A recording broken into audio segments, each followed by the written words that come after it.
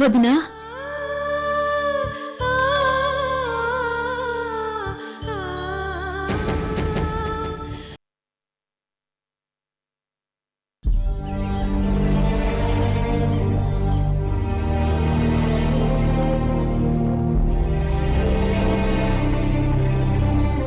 సంధ్య, నా మీద ఎవరు పగబట్టినా, నన్ను జైలు పాలు చేసినా, చంపాలని చూసినా నేను ధైర్యంగా ఉంది నా కుటుంబం నాకు అండగా ఉందనేనమ్మా. నా కుటుంబం అంటే నా శరీరం. శరీరంలో ఏ పార్ట్ బాధపడినా శరీరం అంతా బాధపడుతుంది. ఎవరి మనసు బాధపడినా నేను బాధపడతానమ్మా.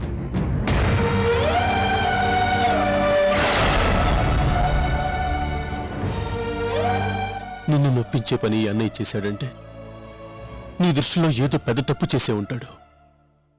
అదేంటో చెప్పమ్మా. ఒకవేళ ఆ తప్పు నేను చేయకపోతే చేయలేదని ప్రూవ్ చేసుకుంటాను. ఒకవేళ నిజంగా ఆ తప్పు చేసుంటే మాత్రం నీ కళ్ళ ముందే శిక్ష వేసుకుంటాను.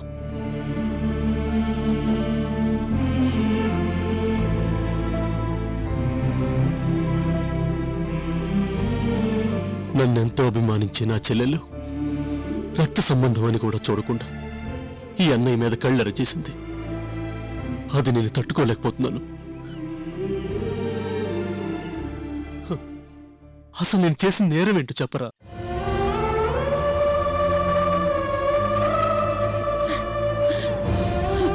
జయంతి గారు, జయంతి గారు. సంధ్య, నువ్వు కూడా ఇక్కడే ఉన్నావా?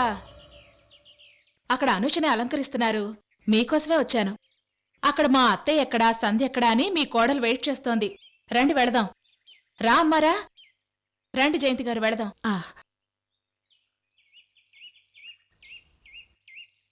రండి.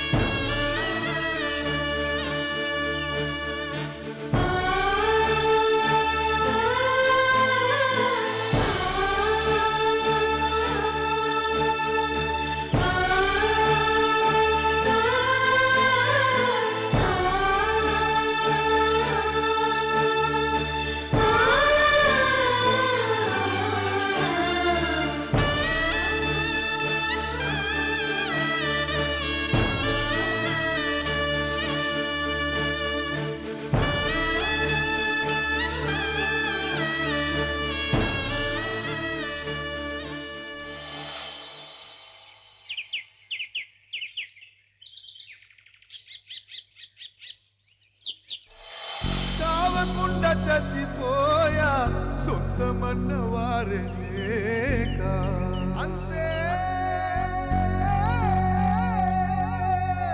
పట్టుకొని కాటు వేసే కాలనాగు ఈ బ్రతుకే దిక్కుతోచని నాకు పొద్దు పొదుగా దిశలేవి తెలియగనే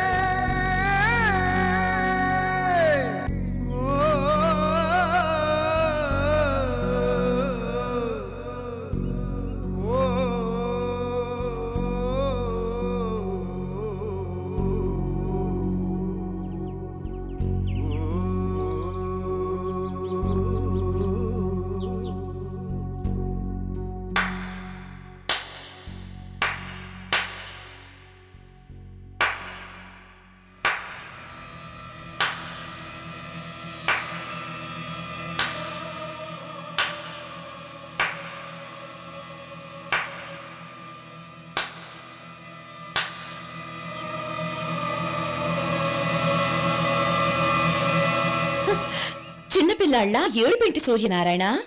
అర్థమైంది ఐశ్వర్య. నీకు నా మీదున్న పగ మా కుటుంబంలో విభేదాలు సృష్టించే లెవెల్కి ఎదిగిపోయిందని అర్థమైంది. Very good, very good Aishwarya. నీ కళ్ళల్లో ఆ ఏడుపు చూస్తుంటే నాకు ఆనందంగా ఉంది సూర్య, చాలా ఆనందంగా ఉంది.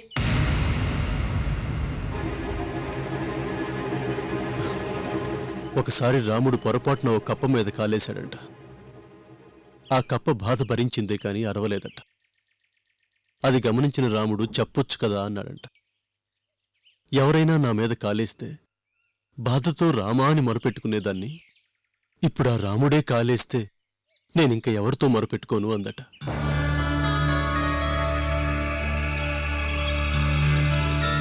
ఈ విషయం నీకెందుకు చెప్తున్నానో తెలుసా? నీ గురించే చెప్పాను. ఒకప్పుడు నాకు నా కుటుంబానికి ఏ కష్టం వచ్చినా, అలేఖ్య వల్ల ఏ నష్టం వచ్చినా నన్ను ఆదుకునే స్నేహితురాలు ఉంది కదా అని నా కష్టాల్ని నీతో వచ్చి చెప్పుకునేవాణ్ణి. ఇప్పుడు నువ్వే నన్ను కష్టపెడుతుంటే నేనింకెవరితో చెప్పుకోను. ఓడలు బండ్లవుతాయి, బండ్లు ఓడలవుతాయంటారు. కానీ నా బతుకు మాత్రం ఎప్పుడూ లాగుడు బండిలానే ఉంది. నా జీవితంలోకి వచ్చిన వారి జీవితాలు మాత్రం ఓడలైపోతున్నాయి. ఈ మధ్య తరగతి గుండె మాత్రం మీలాంటి వాళ్ల వల్ల బండ పారిపోతుంది. సూర్య, నువ్వు ఏ నాటకాలు ఆడాల్సిన అవసరం లేదు. నీ నాటకాలకి కరిగిపోయే గుండె కాదు నాది.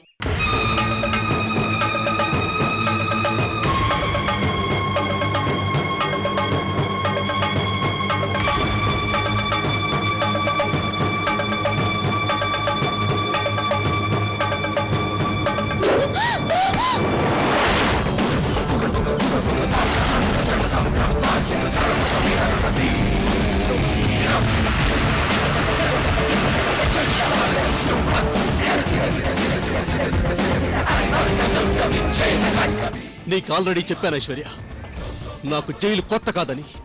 ఒక్క పొడితో డైరెక్ట్గా కైలాసానికి పోతావు. నాకు సహనం ఎక్కువ కాబట్టి నువ్వు అలేఖ్యలు ఇప్పటి వరకు ప్రాణాలతో మిగిలారు. లేకపోతే ఈ పాటికి ఏమైపోయి ఉండారో నాకే తెలియదు. ఒళ్ళు దగ్గర పెట్టుకునుండు.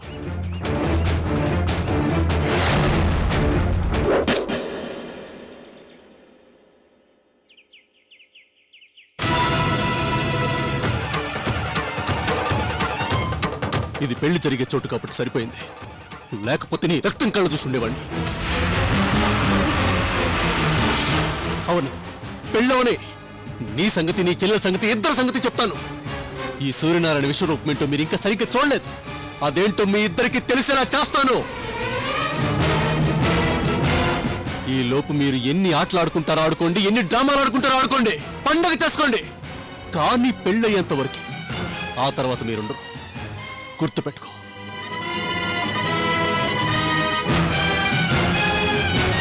ఏ సూర్యనారాయణ, మగ అహంకారంతో నా మీదకి గడ్డి పారెత్తావు, కానీ నువ్వు నన్నేమీ చేయలేవు. పెళ్ళయ్యాక నువ్వు నా సంగతి తేల్చడం కాదు, నేనే నీ సంగతి తెలుస్తాను. పెళ్ళయ్యాక తినడానికి నువ్వు తస్తావు కాబట్టి ఈలోగా ఎన్ని బూరెలు తింటావో తిను, ఎన్ని బిర్యానీలు తింటావో తిను. తర్వాత నువ్వు అయిపోతావు సూర్యనారాయణ.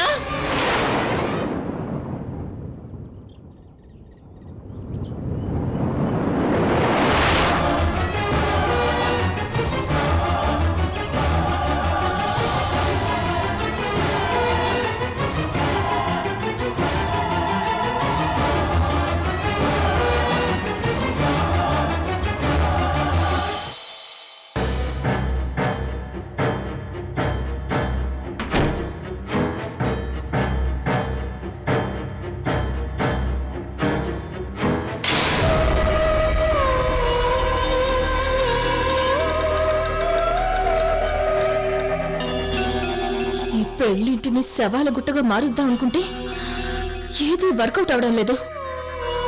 ఒక పక్కన సీన్ క్లైమాక్స్కి వచ్చింది. ఏదో ఒకటి చెయ్యాలి.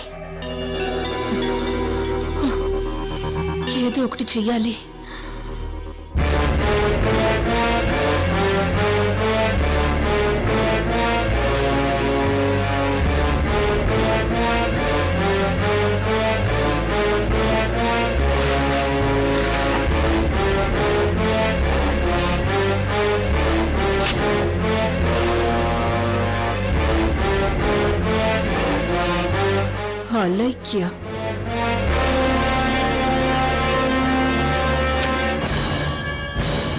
ఐశ్వర్య,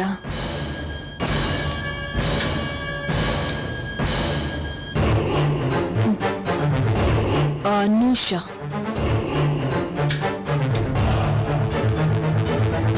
అలైక్యాదేవి.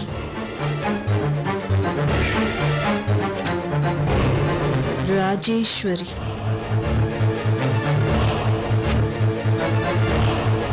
సంధ్య.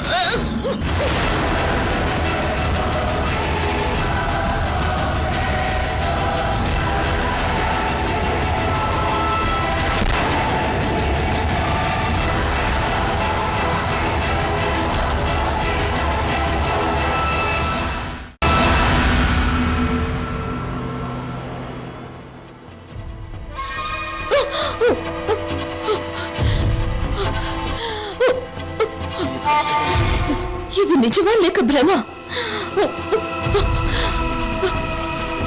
కాదు, నిజమే.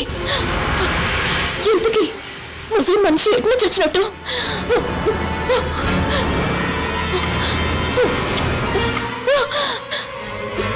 తీసిన తలుపులు వేసినట్టే ఉన్నాయి. ఎట్నుంచి వచ్చాడు, ఎట్నుంచి వెళ్ళాడు?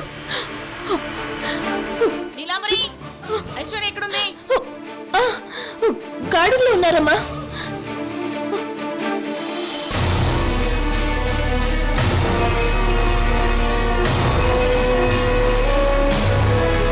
అమ్మా ఐశ్వర్య, నీకోసమే వెతుకుతున్నానమ్మా. ఏంటంటే? నీతో ముఖ్యమైన విషయం మాట్లాడాలి, రా.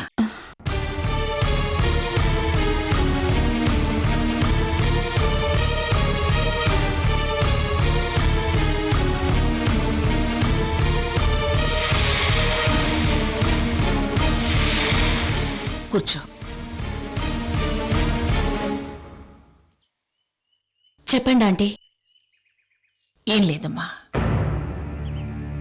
నువ్వు నాకు హెల్ప్ చేసి పెట్టాలి. అయ్యో తప్పకుండా ఆంటీ, చెప్పండి. ఏం లేదమ్మా, శ్రీకర్ పుట్టగానే నా భర్త ఎక్కడికో వెళ్ళిపోయాడు.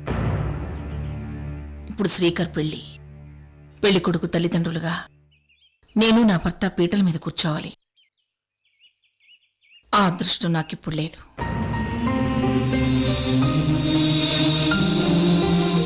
అసలు విషయం ఏమిటంటే, సూర్య ఫ్యామిలీ గురించి నీకు తెలుసు కదా.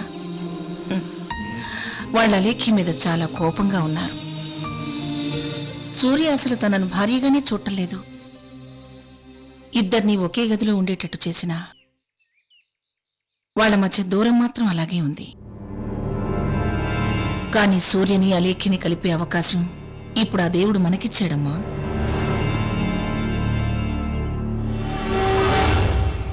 శ్రీకర్ ఎప్పుడు అలేఖ్యని అమ్మలా చూసుకున్నాడు. అలాగే అలేఖ్య కూడా శ్రీకర్ని తన బిడ్డలా చూసుకుంది. కాబట్టి నా కొడుకు పెళ్ళప్పుడు సూర్య అలేఖ్యల్ని పీటల మీద కూర్చోబెట్టాలి.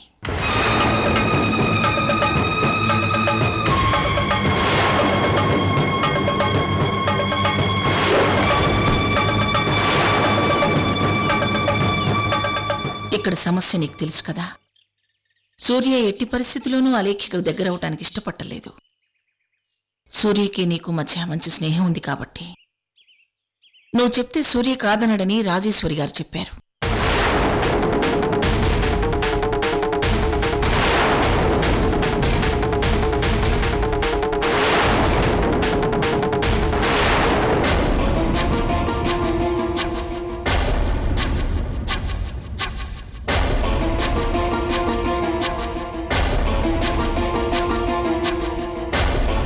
నువ్వే ఎలాగైనా సూర్యని ఒప్పించి అలీకి పక్కన పీటల మీద కూర్చోమని చెప్పమ్మా. అయ్యో ఆంటీ, సూర్య నా మాట విండు. ఆ రోజు చూశారు కదా, ఒకరినొకరు ఇమిటేట్ చేసి యాక్ట్ చేసేటప్పుడు నా గురించి ఎలా మాట్లాడాడో. ఆ రోజు నాకు రాజేశ్వరి గారికి అర్థమైంది ఏమిటంటే, అలీకిని సూర్య డైరెక్ట్గా అనలేక నిన్ను అడ్డం పెట్టుకుని అలా మాట్లాడాడు. మీ ఇద్దరి మధ్య ఉన్న స్నేహం ఏమిటో అప్పుడే అర్థమైంది. అసలు మీలాంటి స్నేహితులు ఈ ప్రపంచంలోనే ఎక్కడా ఉండరని చాలామంది నోట విన్నాను. సూర్య నీ మాట కాదనడమ్మా, ప్లీజ్. అయ్యో ఆంటీ, అసలు ఆ సూర్య మీరు చెప్తేనే ఈ పెళ్లికొచ్చాడు. ఇప్పుడు కూడా మీరు చెప్తే మీ మాట కాదంటూ. మీరే వెళ్ళి చెప్పండి ఆంటీ. లేదమ్మా, సూర్యని నిన్నట్నుంచి అబ్జర్వ్ చేస్తున్నాను. ఏం జరిగిందో తెలియదు గాని ఇక్కడికొచ్చినప్పటికంటే చాలా కోపంగా ఉన్నాడు. పైకి నవ్వుతున్నా లోపల మాత్రం పగపగ మండిపోతున్నాడు. నేనిప్పుడు అడిగితే అస్సలు ఒప్పుకోడమ్మా. నువ్వు అడిగితే ఒప్పుకుంటాడు. ప్లీజ్ అమ్మా, నా మాట కాదనుకు. ఒప్పిస్తానని మాట ఇవ్వమ్మా. అలాగే ఆంటీ. థ్యాంక్స్ అమ్మా, థ్యాంక్స్.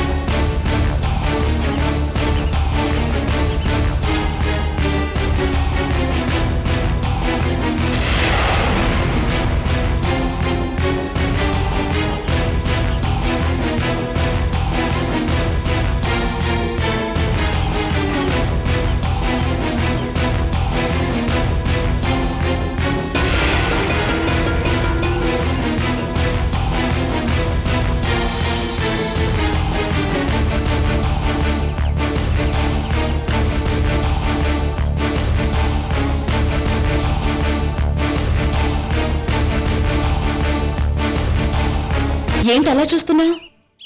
నీ చావుకి 2 నిమిషాల ముందైనా నన్ను చంపేస్తానన్నావు కదా. నన్ను కాల్చి చంపేస్తావో ఉరేసి చంపేస్తావో నాకు తెలీదు. చచ్చిపోయే ముందు నా ఆఖరి కోరిక తీరుస్తావని ఇక్కడికొచ్చాను.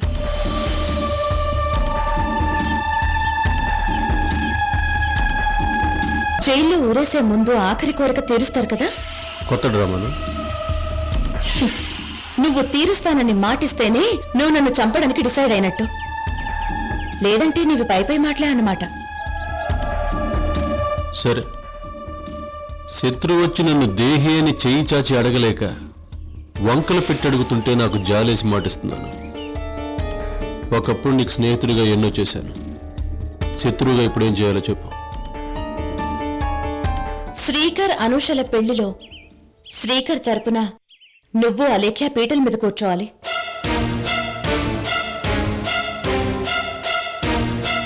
మళ్ళీ చెప్పు. నువ్వు అలేఖ్య పీటల మీద కూర్చోవాలి.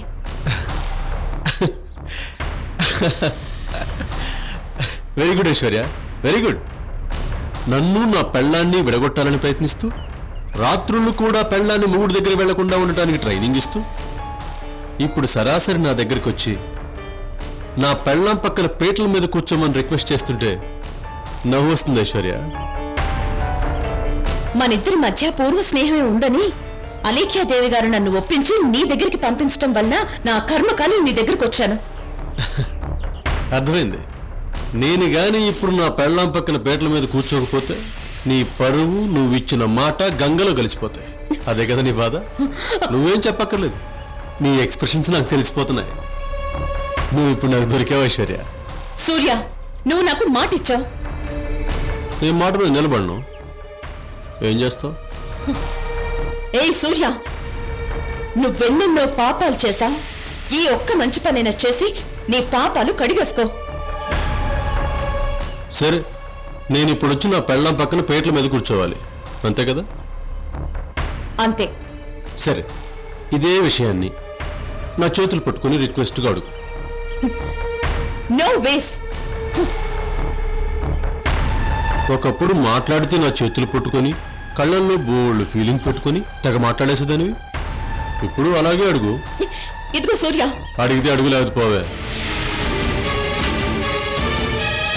సరే ఆ చేతులు లైవ్. అలా చేస్తే న్యాచురల్గా ఉండదు. నువ్వే చెమర్చిన కళ్ళతో ఓ ఫీల్తో నా చేతులు పట్టుకుని అడుగు.